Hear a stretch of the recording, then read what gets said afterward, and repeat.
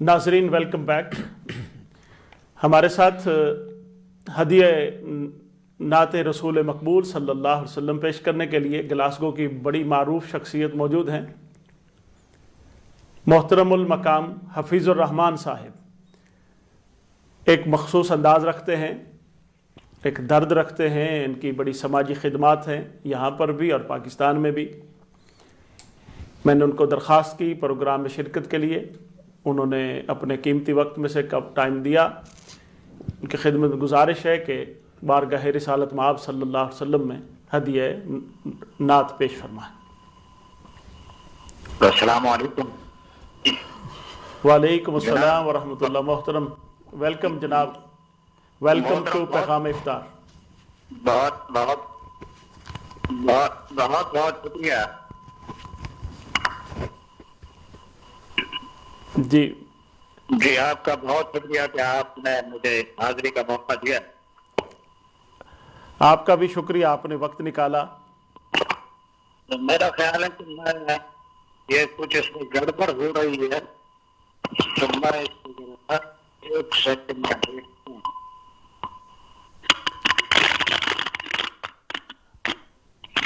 जी hello. जी जी, आवाज आ रही है आपको? जी आ रही है, आपकी आवाज़ आ रही है। अगर आप मौलाना इजाजत दें तो मैं चंद जुमले आपके रमजान टीवी पर कहना चाहता हूं, अगर आप इजाजत हो तो। जी बिस्मिल्लाह बिस्मिल्लाह, ज़रूर इरशाद फरमाइए।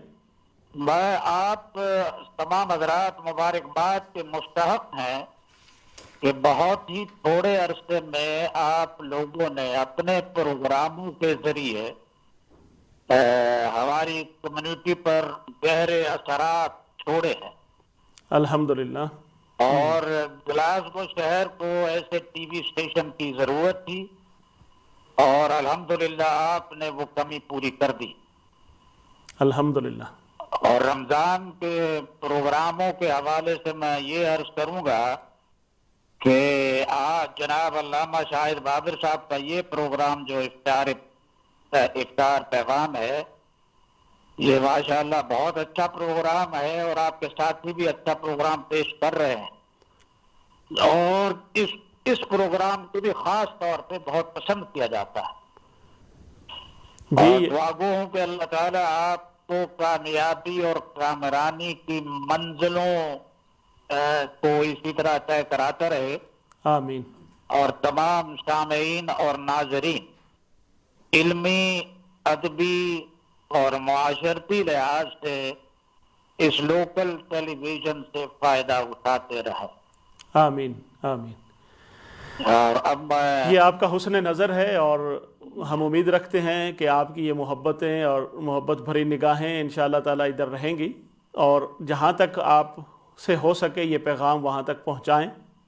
ये ऑलरेडी हमारी कम्युनिटी में अक्सर हज़रात जो है वो बातें कर रहे हैं कि ये टेलीविजन नया शुरू हुआ है और मुझे उम्मीद है कि ये बहुत कामयाब टेलीविजन होगा इंशाअल्लाह। अब मैं आपकी खिदमत में चंद एक अशार पेश करता हूँ।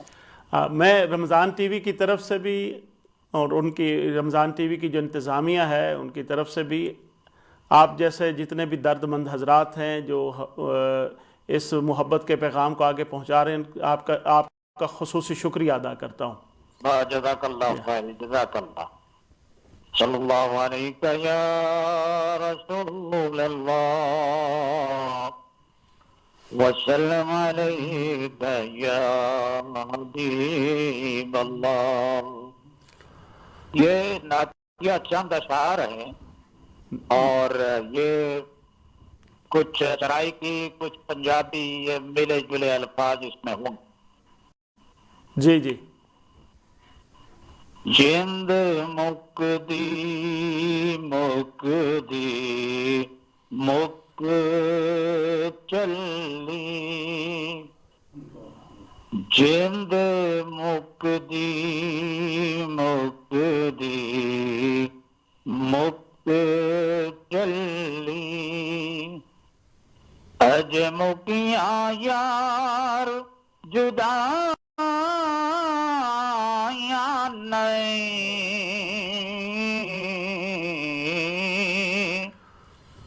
बैठ بیٹھے ہاں وچ اڈیکاں دے بیٹھے ہاں وچ اڈیکاں دے واہ سونے دیاں چٹھیاں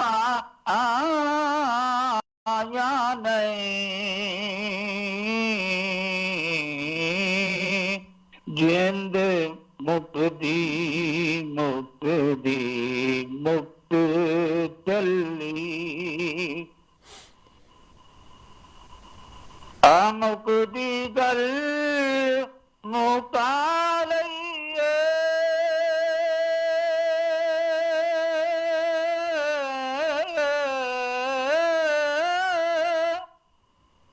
جویں من یار منا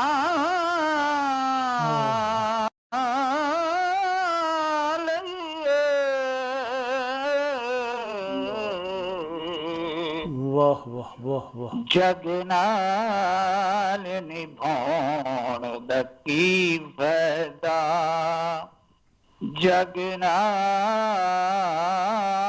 نبھاؤن دا کی فائدہ جے سونے نال نبھایا نہیں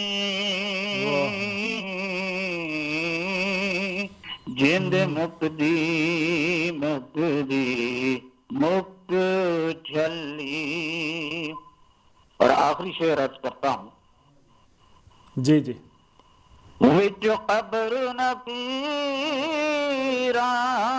جد پوچھیا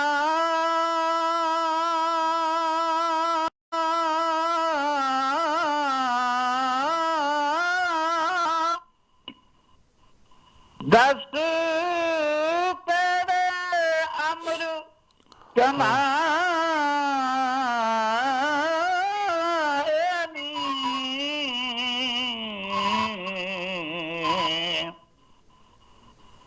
آکھاں گا نعتاں پڑھدا آکھاں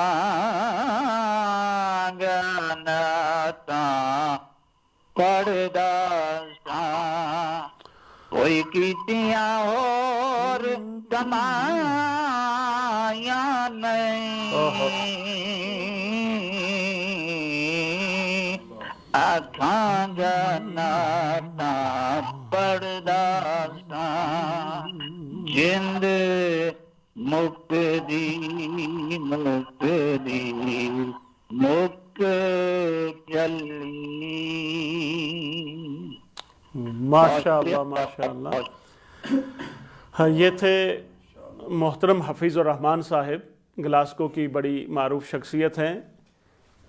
بڑے ہی مخصوص انداز میں اور درد بھرے انداز میں ہدیہ عقیدت بحضور سرور کونین صلی اللہ علیہ وسلم پیش کر رہے تھے. ہم ان کے جذبات کی قدر بھی کرتے ہیں اور بڑا دل کے اتھاہ گہرائیوں سے ان کا شکریہ ادا کرتے ہیں جن محبتوں کا انہوں نے اظہار کیا. انشاءاللہ وقتاً فوقتاً ان کو دوبارہ بھی ہم یاد کریں گے.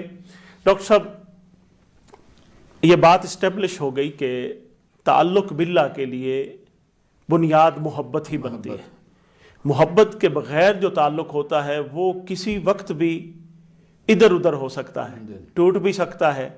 اور محبت کے بغیر جو اطاعت کا جذبہ ہوتا ہے اس کو آپ روکھی عبادت اور اطاعت تو کہہ سکتے ہیں، مجبور کی یا جنت کے شوق میں عبادت ہو سکتی ہے یا جہنم کے خوف سے عبادت ہو سکتی ہے، مگر اللہ کی محبت میں کی ہوئی عبادت کا مزہ ہی کچھ اور ہے. یہ بات اسٹیبلش ہو گئی. مگر یہ ضابطہ ہے کہ من احب شیئن فاکثر ذکرہ، کہ جس سے محبت ہوتی ہے وہ اسی کا ہی ذکر کرتا ہے. تو ہمیں کچھ ایسے ذکر کرنے کے ذرائع بتائیے کہ ہم اگر محبوب حقیقی سے محبت کرنے والے بن جائیں تو ہم اکثر و بیشتر اسی کے ذکر کیا کریں. تو کون سے ایسے ذرائع ہیں کہ ہم اپنے آپ کو اللہ کے ذکر میں مشغول کر سکیں؟ جیسا کہ آپ نے علامہ صاحب ذکر کیا کہ جس سے محبت ہوتی ہے ہمہ وقت اس کی زبان پہ اسی کا ذکر ہوتا ہے. اگر کوئی بندہ دعویٰ کرے کہ میری فلاں سے محبت ہے اور ڈاکٹر آپ صاحب کو ایک کبھی بھی قطع کلامی معاف، ایک کالر ہیں ہمارے بہن فائزہ ہیں ڈنڈی سے. السلام علیکم. جی وعلیکم السلام. علامہ صاحب کیسے ہیں؟ اللہ کا شکر ہے بہن. علامہ صاحب میرا ایک سوال ہے. جی جی فرمائیے. جی کہ تعلق باللہ کیا تعلق بالرسول کے بغیر ممکن ہے؟ کیونکہ اکثر دینی حوالہ رکھنے والے لوگ تحریراً اور تقریراً کہتے ہیں کہ صرف اللہ سے تعلق جوڑو، قرآن پڑھو اور یہ نعتیں پڑھنے اور مدینہ مدینہ کرنے سے اللہ نہیں مل جاتا. تو پلیز آپ اس پر روشنی ڈالیے. جی ضرور. بس یہ ابھی میں اعلان کرنے والا ہی تھا کہ ہمارا جو کل کا موضوع ہے وہ ہے تعلق بالرسول یا ربط رسالت اور اس کے تقاضے. اس پر تفصیل سے انشاءاللہ بات ہم کریں گے، مگر آخر میں مختصراً آپ کے سوال کو آنر کرتے ہوئے جواب انشاءاللہ ڈاکٹر صاحب دیں گے. جی بہت شکریہ. جی بہت شکریہ علامہ. جواب آپ نے دے دیا. بیسیکلی کل کا پروگرام آپ ضرور دیکھیے گا. کل سارا پروگرام انشاءاللہ اسی ٹاپک پہ ہوگا، اور مختصر سے ایک جملے کے اندر اس کا جواب یہ ہے، رب کا تعلق ہوتا ہی نہیں جب تک اس کے اندر محبت رسول کی چاشنی نہیں ہوتی. یہ روح ہے جواب کی کہ جب تک وہ تعلق اللہ تعالیٰ اپنا تعلق قبول ہی نہیں کرتا جس کے اندر محبت رسول صلی اللہ علیہ وسلم، عشق رسول صلی اللہ علیہ وسلم اور تعظیم رسول صلی اللہ علیہ وسلم کی چاشنی نہیں ہوتی، وہ تعلق اللہ کو قبول نہیں ہے. دنیا کو کیا قبول ہونا ہے؟ تعلق کی ابتدا ہی نہیں ہوتی جب تک بندہ رسول سے نہ جڑے. اللہ سے کیسے جڑ سکتا ہے؟ کیونکہ رب تک پہنچایا ہی ہمیں رسول اللہ صلی اللہ علیہ وسلم نے. تو جنہوں نے پہنچایا ہے ان کو سائیڈ پہ کر کے اور ان تک پہنچیں گے تو کبھی نہیں پہنچ پائیں گے. تو بات ہو رہی تھی ذکر کی. ذکر جو ہے محبت بندے کی ہو اور اس کا ذکر نہ ہو تو اس کا مطلب ہے وہ محبت کے اندر جھوٹا ہے. اور ذکر کی خود اللہ تعالیٰ نے ہمیں تلقین فرمائی ہے. فرمایا فَاذْكُرُونِي أَذْكُرْكُمْ، مجھے یاد کرو میں تمہیں یاد کروں گا. تو اللہ تعالیٰ نے دیکھیے کتنی اچھی جزا دی ہے. یعنی ہم چاہتے ہیں ہمیں اپنے نیک اعمال کی جزا ملے جنت کی صورت میں، جنت کی نعمتوں کی صورت میں، حور و قصور کی صورت میں اور مختلف باغات کی صورت میں، نعمتوں کی صورت، دنیاوی نعمتوں کی صورت میں، آخرت کی نعمتوں کی صورت میں. تو اللہ تعالیٰ نے فرمایا اذکرونی فاذکرونی اذکرکم، میں تمہیں یہ جزا دیتا ہوں، جنت تو ملے گی، جنت کے حور و قصور بھی ملیں گے، انعامات بھی ملیں گے. میں کہتا ہوں مجھے یاد کرو میں تمہیں یاد کروں گا.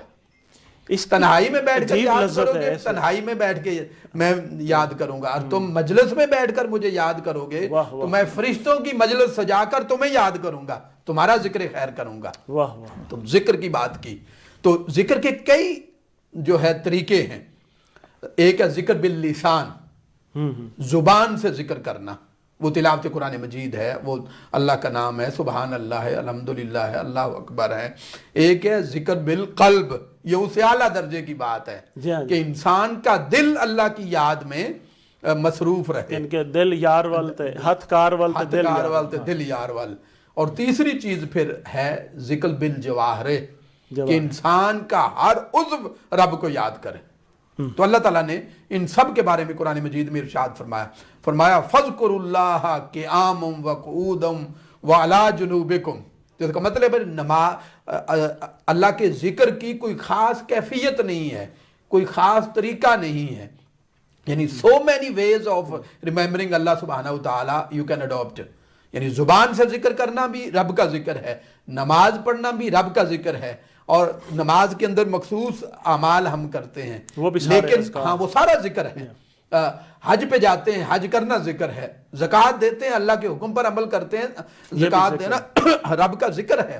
اور اسی طرح پھر جوارے کی بات ہوگی، قلب کی بات ہوگی، جو ہے زبان کی بات ہوگی. ایک اور بڑی پیاری بات حضور نبی اکرم صلی اللہ علیہ وسلم نے ارشاد فرمایا کہ کیا میں تمہیں بہترین بندوں کے بارے نہ بتاؤں؟ خیارکم کون ہے، تم میں سے بہترین کون ہے؟ سبحان. تو ارشاد فرمایا اذا رؤوا ذکر اللہ، کہ جب ان پر نظر پڑے تو رب یاد آ جائے. تو اس سے جو میں ڈرائیو کر رہا ہوں صلحاء اولیاء کی زیارت کرنا رب کا ذکر ہے.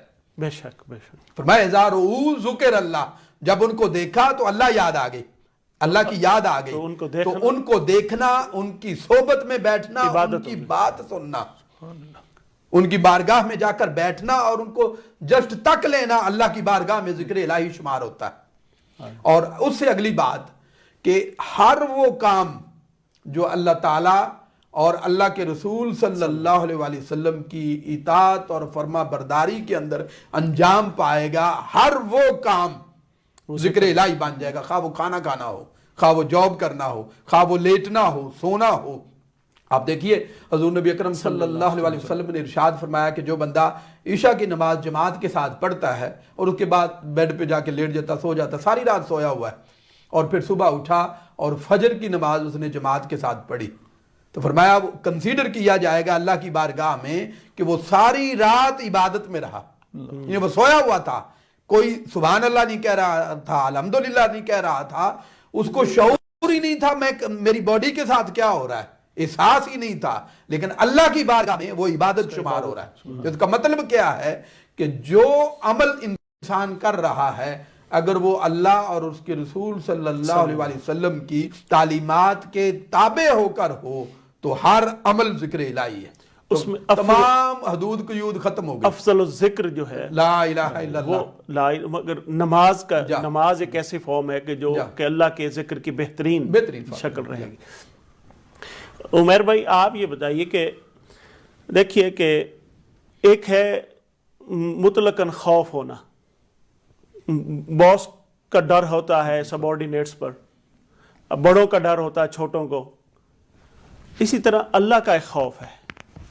مگر یہ خوف اگر محبت کی وجہ سے ہو، کیونکہ ہمارا تعلق باللہ کی بنیاد ہے محبت، اگر محبت کی وجہ سے، اور یہ خوف جو ہے وہ سب سے زیادہ خطرناک ہوتا ہے، ہر بندے کو یہ ہوتا ہے کہ جس سے وہ محبت کرتا کہیں وہ روٹھ نہ جائے، وہ روٹھ نہ جائے. اس کی لذت کو ڈیفرنٹ ہوتی ہے. اس کو کہتے ہیں خشیت، کہ محبت کی وجہ سے جو ہے وہ خشیت کا حاصل ہو جانا. تو خشیت کا کیا درجہ ہے ہم تعلق باللہ میں، خوف الہی کا، خشیت کا، کہ بندہ صرف محبت تو کرتا رہے مگر ساری جو ہے احکام جو اللہ تعالیٰ نے جن سے رکنے کا کہا ہے ان سے رکے ہی نہ، ڈرے ہی نہ. جی. As you were mentioning, there is a difference between the fear of Allah subhanahu wa ta'ala and being afraid of something, or being even afraid of Allah subhanahu wa ta'ala. Now, fear is about being in awe of Allah subhanahu wa ta'ala, his status as the creator, as the sustainer of us, and fearing his disappointment. And that's, you fear Allah subhanahu wa ta'ala even when you're doing good deeds. So if you're praying 5 times a day, you are good to your parents, you are good to your family, you are doing all the things that Allah subhanahu wa ta'ala has asked of you, but yet you fear Allah subhanahu wa ta'ala. That's the definition of khashiyah, of fear of Allah subhanahu wa ta'ala. Now, being afraid is being afraid of the punishment that you will be getting. So if you're committing a sin and then you feel the fear, then that's being afraid. So you're afraid not of Allah subhanahu wa ta'ala, not of disappointing him, but you're afraid of going into hellfire. So that's the same thing as, as you were saying, you have a fear of your boss, or you're not completing your work. You've got the fear of your boss. He was going to come and he's going to check my work and he's going to deduct my pay, or he's going to fire me, or he's going to suspend me. Or you have a fear of your parents as a young child, or my parents are going to punish me. That's being afraid of something. That has no basis. That has no basis in love. That's a different feeling altogether. Mm-hmm. So the fear of Allah subhanahu wa ta'ala, as you said, was stemming from love of Allah subhanahu wa ta'ala. Mm-hmm. It's about disappointing him. It's about making sure that you keep Allah subhanahu wa ta'ala on your side. You want to do the good deeds for him, but you want to make sure that they're not defective. That Allah subhanahu wa ta'ala accepts those deeds. Allah subhanahu wa ta'ala says in Surah Al-Mu'minun, إِنَّ الَّذِينَ هُمْ مِنْ خَشْيَةِ رَبِّهِمْ مُشْفِقُونَ. Indeed, those who remain restless and tremble with the fear of their Lord. Then further, next ayah, وَالَّذِينَ هُمْ بِآيَاتِ رَبِّهِمْ يُؤْمِنُونَ. And those who believe in the revelation of their Lord. وَالَّذِينَ هُمْ بِرَبِّهِمْ لَا يُشْرِكُونَ. And those who do not associate any partners with their Lord. وَالَّذِينَ يُؤْتُونَ مَا أَأْتُوا بِهِمْ وَقُلُوبِهِمْ وَجِلَّةٌ أَنَّهُمْ إِلَىٰ رَبِّهِمْ رَاجِعُونَ. إِنَّهُمْ إِلَىٰ رَبِّهِمْ رَاجِعُونَ. So, and those who give away in the way of Allah as much as they can, yet in spite of that, their hearts fear that they are to return to their Lord, lest it should be rejected. So here Allah subhanahu wa ta'ala is saying that even though they are giving in the way of Allah subhanahu wa ta'ala, they're doing a good deed. They are taking from their mal, they're taking from their wealth, and they're giving it in the way of Allah subhanahu wa ta'ala, but they still have the fear of Allah subhanahu wa ta'ala in their heart. Why do they have that fear? It's not because they're afraid of Allah subhanahu wa ta'ala in that sense. It's that the fear is because they don't want to disappoint Allah subhanahu wa ta'ala. They want Allah subhanahu wa ta'ala to accept that. So Allah subhanahu wa ta'ala says in the next ayah, أُولَٰئِكَ يُصَارِعُونَ فِي الْخَيْرَاتِ وَهُمْ لَهَا سَابِقُونَ. It is those people who are hastening in collecting the good works, and it is they who excel in this pursuit. So they're careful about what they're doing because they don't want to go in front of Allah subhanahu wa ta'ala and say, and Allah subhanahu wa ta'ala rejects those deeds because there was something, there was an element of showing off in that, or there was an element that wasn't, or there were an element of impurity in their deeds. So Allah subhanahu wa ta'ala is saying that the fear of Allah subhanahu wa ta'ala doesn't just have to do with the punishment of Allah subhanahu wa ta'ala, but it's to do with the love of Allah subhanahu wa ta'ala. माशाअल्लाह। Doctor साहब देखिए कि जब मोहब्बत इलाही ताल्लुक़ बिल्लाह का तकाज़ा है, खशियत इलाही मोहब्बत ताल्लुक़ बिल्लाह का तकाज़ा है, तो इन के बाद जो है बंदा जब इबादत करता है, और इबादत इलाही भी ताल्लुक़ बिल्लाह का एक मेन तकाज़ा है। हमारे यहाँ तसव्वुर है कि बस हम नमाज 5 वक्त की पढ़ें या हज कर रहे हैं हर साल और ज़कात दे लें, रोज़े रख लें, तो क्या यही चंद रसूमात का नाम हमने इबादत रख लिया है, जबकि इबादत का तसव्वुर ये महदूद है या इससे कहीं वसी तर है? देखिए, अल्लाह ताला ने और इस्लाम ने और सरकार दो जहान सल्लल्लाहु अलैहि वसल्लम ने जो इबादत का तसव्वुर दिया है वो बहुत जामे, बहुत वसी और कामिल और अकमल है। वो जो हम जिसको मारूफ माना में इबादत समझते हैं, अगर वही इबादत का तसव्वुर समझ लिया जाए, अल्लाह ताला ने इरशाद फरमाया कुरान मजीद के अंदर, वमा खलक़तुल जिन्ना वल इंसा इल्ला लियअबुदून, कि मैंने जिन्नों को और इंसानों को तख्लीक किया है महज अपनी इबादत के लिए। तो अगर तो यही तसव्वुर ले लिया जाए जिसकी तरफ आपने इशारा किया है, तो सिर्फ 5 नमाजें तो दिन में 5 टाइम है, और अगर सब तमाम नमाजों को जमा कर लिया जाए, जितना टाइम हम नमाज पे सर्व करते हैं तो घंटा 2 घंटे पड़ेगा, और जितने तमाम से हम पढ़ते हैं तो वो मेरा ख्याल है 5 नमाजें आधे घंटे में पूरी हो जाएंगी। आजकल तो तरावी भी माशाअल्लाह बड़ी-बड़ी तो अब आप देखिए ना, तो अगर तो इबादत सिर्फ नमाज को समझा जाए तो इसका मतलब है 2 घंटे मैक्सिमम लगा लें, 2 घंटे, तो इसका मतलब है 2 घंटे हमारी जिंदगी जो है वो बामकसद है, और बाकी जो है 22 घंटे बेमकसद हो गए। अगर हज की बात करेंगे तो वो साल में 1 मरतबा है, और वो भी उस पार जो साहिब इस्तिताअत, जिंदगी में 1 मरतबा, और वो भी साहिब इस्तिताअत, और वो हज होता भी साल में 1 मरतबा है, जो हर महीने तो नहीं होता, तो साल में 1 मरतबा और जिंदगी में 1 मरतबा, तो इसका मतलब है बाकी सारी जिंदगी या बाकी सारा साल बेमकसद हो गया अगर इसको समझा जाए। तो इसलिए मैंने बात की, रोज़ा है हम सारे रख रहे हैं, रमज़ान मुबारक के रोज़े पूरा महीना, वो भी साल में 29 या 30 दिन होते हैं, बाकी इसका मतलब है 11 महीने जो है हमारी ज़िंदगी बेमकसद हो जाएगी अगर इबादत का यही तसव्वुर समझा जाए। तो इसका मतलब ये है कि हमें ये मानना पड़ेगा कि इस्लाम का तसव्वुर इबादत वो नहीं है जो हम समझ रहे हैं, माज चंद जो मखसूस आमाल, मखसूस इबादात ही इस्लाम का तसव्वुर इबादत नहीं है। इसलिए हुज़ूर नबी अकरम सल्लल्लाहु अलैहि वसल्लम को जो दीन दिया गया, जो कुरान दिया गया, उसके अंदर इरशाद फरमाया, इन्ना सलाती व नुसुकी व महयाया व ममाती लिल्लाहि रब्बिल आलमीन। तो कॉन्सेप्ट ये दिया है कि जिंदगी का एक एक लम्हा आंख खुलने से लेकर आंख बंद होने तक, और ये मैं दोबारा अगले दिन खोलने तक, जिंदगी के अंदर जो कुछ मैं कर रहा हूं, अगर वो सारे के सारे अल्लाह और अल्लाह के रसूल के तालीमात के मुताबिक हैं तो हर काम इबादत है। अगर मैं खाना इसलिए खा रहा हूं इस नीयत के साथ कि अगर मैं खाना کھاؤں گا، مجھ سے جو طاقت اور توانائی مجھے ملے گی میں اللہ کی عبادت میں صرف کروں گا، اور اپنے فرائض منصبی جو اپنی فیملی کے حوالے سے، سوسائٹی کے حوالے سے، معاشرے کے حوالے سے ہیں، تو میرے اندر طاقت اور توانائی ہوگی تو میں انتہائی بہتر طریقے سے ادا کر سکوں گا۔ تو اس نیت کے ساتھ کھانا کھانا عبادت بن جائے گا۔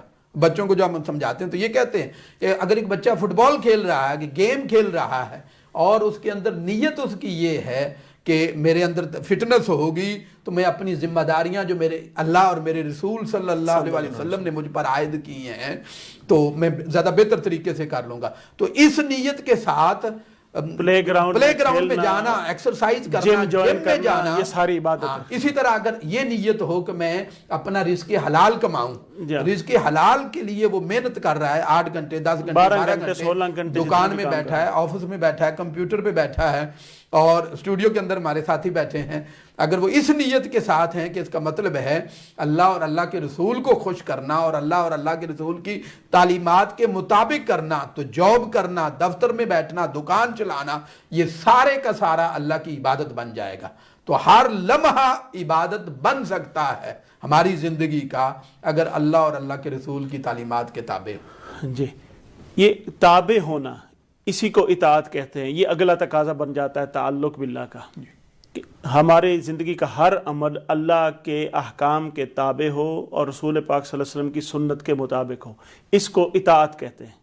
تو یہ اگلا تقاضا بن جاتا ہے۔ تو اس کے اطاعت الہی کے کیا ثمرات ہیں ہماری زندگی میں؟ Allah subhanahu wa ta'ala says in the Quran in Surah Talaq, وَمَن يَتَّقِ اللَّهَ يَجْعَلْ لَهُ مَخْرَجًا. So, and whoever fears Allah subhanahu wa ta'ala, He makes a way out from him from pain and grief of this world and the hereafter. So Allah subhanahu wa ta'ala is saying that if you are fearing me, if you are following my directions, if you are obeying me in every single aspect of your life, then I will make it easy for you. I will make a way out from any problems that you might face, and that's not a guarantee for just this world, it's a guarantee for the hereafter as well. So both Yawm al-Qiyamah and the dunya go together. And in the next ayah Allah subhanahu wa ta'ala says, وَيَرْزُقُهُ مِنْ حَيْثُ لَا يَحْتَسِبْ وَمَنْ يَتَوَكَّلْ عَلَى اللَّهِ فَهُوَ حَسْبُهُ. And He gives His sustenance from a source which He can never think of. So if you think that because you are at your workplace you can't pray or you can't do any of your other things, Allah subhanahu wa ta'ala says no. If you are fearing of Allah subhanahu wa ta'ala, and if you make that time to turn towards Allah subhanahu wa ta'ala, if you have that intention that you're doing it to provide halal rizq, then Allah subhanahu wa ta'ala says that I will give you sustenance from a source that you never thought of before. And then whoever puts his trust in Allah subhanahu wa ta'ala, Allah subhanahu wa ta'ala is sufficient for him. So it's about putting your trust into Allah subhanahu wa ta'ala. If you're doing all of these things, and if you are following the directions of Allah subhanahu wa ta'ala, and you are not putting your trust in Allah subhanahu wa ta'ala, then Allah subhanahu wa ta'ala will not be providing for you. But however, if you put your trust in Allah subhanahu wa ta'ala, even if you have a meager job, even if you have a job that doesn't pay you much, Allah subhanahu wa ta'ala will make sure that you are well fed and that you are well looked after. This is the reward from Allah subhanahu wa ta'ala. And it brings us closer to Allah subhanahu wa ta'ala. It brings you peace, tranquility. Ala inna bi zikrillahi tatma'innul qulub, and the zikr of Allah subhanahu wa ta'ala, the remembrance of Allah subhanahu wa ta'ala. And Allama Sahab just mentioned, how anything can become the zikr of Allah as long as you have pure intentions. So that will bring peace to your heart as well, inshallah. Doctor صاحب time بڑا مختصر ہے ہمارے پاس، بس یہ سارا اس کا جو ہے نا کرکس میں چاہتا ہوں کہ آپ صحابہ کرام کی زندگی میں سے یا اولیاء کرام میں سے کوئی ایسا واقعہ کہ تعلق باللہ محبت پر مبنی تھا، اس کا کوئی عملی مظاہرہ وہ آپ ارشاد فرمائیں تاکہ ہم سب سے پہلی بات سیدنا صدیق اکبر رضی اللہ تعالی عنہ کا تعلق باللہ اور حضور سرور عالم صلی اللہ علیہ وسلم سے نسبت، اور وہ ساری چیزیں شامل کر لیتی ہے بیچ میں۔ جب سرکار دو جہاں صلی اللہ علیہ وسلم فرماتے ہیں کہ دین کو تمہارے مال کی ضرورت ہے اور تم اپنا مال دو، تو سیدنا صدیق اکبر رضی اللہ تعالیٰ عنہ کا تعلق باللہ یہ تقاضا کرتا ہے کہ گھر کے اندر جھاڑو پھیر کے سب کچھ لا کے حضور سرور عالم صلی اللہ علیہ وسلم کی بارگاہ میں رکھ دے۔ تو یہ ان کا تعلق باللہ تھا اور تعلق بالرسول تھا کہ انہوں نے کہا آقا نے چونکہ مانگ لیا ہے تو اب کچھ بھی گھر میں رہے یہ ہمارا حق نہیں ہے، وہ سارا سرکار دو جہاں صلی اللہ علیہ وسلم کی بارگاہ میں رکھ دیا. صحابہ کرام سب کا سینہ عثمان غنی کو غنی ہم اسی لیے کہتے ہیں کہ انہوں نے دین کے لیے بہت قربانیاں دی اور اپنا مال خرچ کیا. بیان فرماتے ہیں حضرت محمد بن اسحاق بیان فرماتے ہیں کہ حضرت ابراہیم بن ادم رحمۃ اللہ علیہ سے پوچھا گیا کہ ہمیں کوئی نصیحت کرے, تو آپ نے یہ مثال, آپ نے ان کو یہ فرمایا کہ اتخذ اللہ صاحبہ, کہ اللہ کو اپنا دوست بنا لو, وذر الناس جانبہ, اور باقی ہر ایک سے تعلق توڑ لو. تو یہ ان کا تعلق باللہ تھا کہ وہ دوستی صرف خدا سے رکھتے تھے. اور آخری بات اس سلسلے میں حضرت ابو حسین فرماتے ہیں کہ وہ لوگ جنہوں نے صحیح معنوں میں اللہ تعالیٰ کے ساتھ تعلق قائم کر لیا تھا, وہ بیان فرماتے ہیں کہ اللہ تعالیٰ سے تعلق کے قطع ہونے کے خوف نے لوگوں کی جانوں کو پگھلا دیا ہے اور ان کے جو جگر ہیں ان کو جلا دیا ہے اور ان کی نیندیں اڑا دی ہیں اور ان کے جو زاہدین کے زہد کی جو نہریں ہیں ان کو خشک کر دیا ہے, اور فرمایا ان کی گریہ زاری میں اضافہ کر دیا ہے اور ان کا کیف و سرور لوٹ لیا ہے. تو جن کے دل کے اندر محبت پیدا ہو جاتی ہے پھر ان کی زندگی صرف محبوب کے ذکر اور اس کے تعلق کے ساتھ وابستہ رہتی ہے. ماشاءاللہ. ناظرین, آج ہم نے کوشش کی کہ تعلق باللہ اور اس کے تقاضے اس موضوع پر کچھ اظہار خیال کر سکیں. ہم نے یہ ٹوٹی پھوٹی کوشش کی. اللہ تعالیٰ اس کو اپنی بارگاہ میں قبول فرمائے. چند اعلانات ہیں جو آئندہ پروگراموں کے لیے ہیں. کل کا مضمون انشاءاللہ تعالیٰ تعلق بالرسول یا ربط رسالت اور اس کے تقاضے ہوگا. تو آپ پروگرام میں شرکت کر سکتے ہیں, کالز کر سکتے ہیں اور اپنے آئیڈیاز دے سکتے ہیں. اور کل کے پروگرام میں پاکستان سے منہاج القرآن انٹرنیشنل کے ای لرننگ سے ہمارے انتہائی واجب الاحترام معزز قاری اور نعت خوان قاری محمد وقاص باروی صاحب انشاءاللہ تعالیٰ شرکت کریں گے. اور میں ایک اور درخواست کرنا چاہوں گا کہ آئندہ پروگراموں میں 16 رمضان کو ہم انشاءاللہ تعالیٰ سیدہ عائشہ صدیقہ رضی اللہ تعالی عنہا کے حوالے سے ان گفتگو کریں گے, اور پھر 17 رمضان کو اصحاب بدر کے حوالے سے گفتگو کریں گے یوم فرقان پر. آپ دریں اسنا جو کچھ کلام پڑھ سکیں اور ان عظیم ہستیوں کی بارگاہ میں قرآن پاک پڑھ کر ہدیہ کرنا چاہیں, درود و سلام پڑھ کر ہدیہ کرنا چاہیں اور دیگر کلمہ خیر پڑھ کر ہدیہ کرنا چاہیں, تو آپ کالز کا سلسلہ جاری رکھیے گا اور اپنا پڑھا ہوا کلام لکھواتے رہیے گا اور پروگرام کے ساتھ کنیکٹڈ رہیے. انشاءاللہ تعالیٰ اس پروگرام کی برکت سے ہم ان ہستیوں کی بارگاہ تک پہنچیں گے. اجازت دیجیے پیغام افطار سے محمد شاہد بابر کو درخواست کرتا ہوں ڈاکٹر رفیق حبیب صاحب کی خدمت میں آج کے پروگرام کی دعا فرمائیے. اللہم صلی علی سیدنا مولانا محمد وعلی آلہ وصحبہ وبارک وسلم. ربنا آتنا فی الدنیا حسنہ وفی الآخرۃ حسنہ وقنا عذاب النار. باری تعالیٰ ہمارے صیام کو, ہمارے قیام کو, ہماری تلاوت کو, ہمارے اذکار کو, ہماری عبادات کو اپنی بارگاہ میں شرف و قبولیت عطا فرما. حضور کی پوری امت کے حال پر فضل و کرم فرما, پوری امت پر اپنی انوار و تجلیات کی بارشیں فرما. حضور سرور عالم صلی اللہ علیہ وسلم کی امتی جتنے پریشان حال ہیں, بیمار ہیں, ان سب کی پریشانیاں بیماریاں دور فرما دے, سب کی جائز خواہشات کو پورا فرما دے, سب پر اپنا خاص فضل اور کرم فرما. ربنا تقبل منا انک انت السمیع العلیم وتوب علینا انک انت التواب الرحیم. صلی اللہ تعالی علی خیر خلقہ محمد وعلی آلہ وصحبہ وبارک.